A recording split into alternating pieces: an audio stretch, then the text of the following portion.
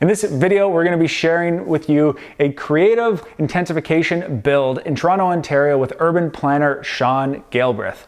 He is taking a single family home and turning it into 10 units. And although you may not have the budget to take on the additional planning and approval costs that these types of builds require, it will hopefully get you to consider other opportunities for higher density when starting with a single family residence. I'm Casey Gray, the founder of The Conscious Builder, and on this channel, we help you build and live more consciously. If you're new here, go ahead and click that subscribe button, and don't forget to check out the links in the description below. So if you wanted to build, let's say, a triplex in the city of Toronto, that's a house basically with 3 units. Pretty small amount of density. It's a normal sized house just with a few extra people in it, potentially. We have a big city. Clearly, there should be a lot of opportunities to actually do that. But as I'll show you, the answer to that is not really. So first you have to take out all the land for hydro corridors and the port lands and railroads and roads and stuff. So let's knock out some land there. And then you can't build it in parks and open space. Of course, that would be a terrible idea. So take that land out. And then we've got institutional uses. So things like York University and hospitals and stuff, we take that land out. And we can't build it in employment lands, industrial areas. That's good. We want to keep those. So we take that land out. And we can't put it in the mixed use areas. It's not a permitted use. In those areas, we try to save for more intensive development. A triplex would be kind of a waste of land in a mixed use area. So let's knock that land out. And you can't do it in apartment zones. There's not a lot of them, but there are some. You'd be down zoning if all you did was a triplex in an apartment zone, and that's a waste of land. We also have townhouse. We have a lot of zones in Toronto. We have townhouse zoning. It's not a permitted use in a townhouse zone. It's also not a permitted use in semi-detached zones. I don't know why we have all these zones, but we do. And then finally, you get down to what's called the R zone and the RM zone. These are primarily found in Old Toronto and Southern Etobicoke and parts of York, former city of York. And these areas, these are the low-rise residential zones. These permit a triplex. You can build up to a small, like a walk-up apartment building, for example.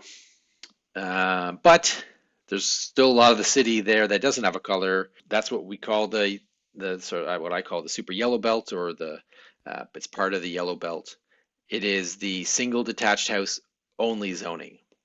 So in all that area that is colored yellow, the only thing that you're allowed to do on a lot is a single detached house.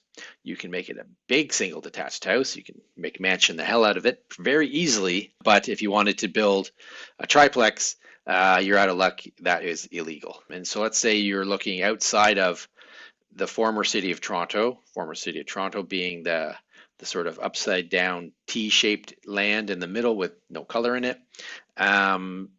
The rest of that orange, that's the only place you could build a triplex in the entire rest of the city of Toronto. Our zoning is an incredibly wasteful exercise in land management. So here's an example of a project that I worked on where we went from 1 unit of housing to 10 units of housing for pretty minimal bureaucratic hassle, let's call it. So we started with my client's property that they bought on Gerrard, 2165 Gerrard East.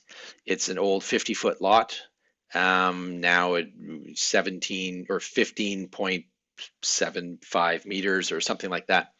And the plan was to split it into 2 25-foot lots, basically in keeping with most of the other lots in the area that are around that size. We wanted to maximize the number of units we could get without triggering another process called site plan control, which would have been extremely expensive and added a couple $100,000 to the cost easily without breaking a sweat. The idea that I came up with was to do semi-detached fourplexes, and because we had a lane in the back, we could do a laneway suite at the back of each. And so what that looked like, so the lot was split into two 25-foot lots, and you've got the main building, which are semi-detached fourplexes in the front, and then in the back adjacent to the public lane are 2 new laneway suites, 3-bedroom laneway suites, and in the front 4 2-bedroom apartments on each of the lots. So we went from 1 unit to 10 units. What was amazing about the Toronto zoning bylaw is that this triggered 0 minor variances. This was entirely as of right from the zoning bylaw. The only thing we had to do was get a consent application, which unfortunately it was its own set of hassles, but eventually it got approved. The project is sort of underway to start construction maybe later this year. What's also awesome about this project is that it's passive house.